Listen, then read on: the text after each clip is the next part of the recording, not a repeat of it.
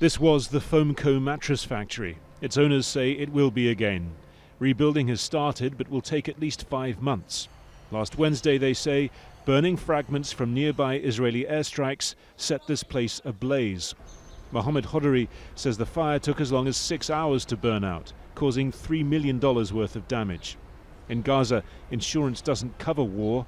They happen too often. There are two main obstacles. We don't have any raw material, and it's also not entering. And we have no equipment, or very few equipment, basic equipment to operate with. And of course, this resulted in the unemployment of around 60 people. Next door to here is Hamada Ceramics, or at least pieces of it. This place was hit on the first night of the war, and not just once. This is one of 4 direct hits, the owner tells me. He says that there used to be a military workshop next door. He bought the land to prevent Israeli attacks. His best guess is that the Israelis were working to old information. In Gaza's main industrial zone, the Hamas deputy economy minister tells me the Israelis decided to attack businesses. You're firing positions protected by civilian areas and infrastructure, then doesn't Hamas bear some of the responsibility for that being in the firing line in return?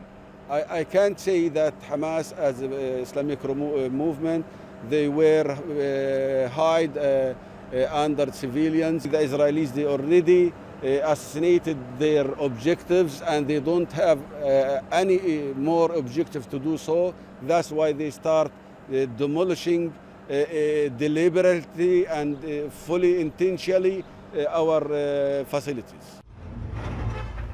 Even before the war, Gaza's economy was in seemingly perpetual crisis. Years of siege and closure compounded by months of COVID. Unemployment was around 50% before the escalation.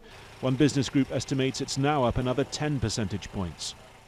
Fahid Nimmer is one of those to have lost his job. For the next few months at least, he was a machinist at the mattress factory. I ask him what he makes of the victory celebrations. All of this destruction, the destruction of the factory, how did I benefit? I lost my job. I'm responsible for raising my children. Who will feed them? On Monday, Hamas held a huge rally marking the sacrifice of the fighting men killed in this war. But as ever, the sacrifice is shared all over Gaza by people who had no part in the fighting. Harry Fawcett, Al Jazeera, Gaza.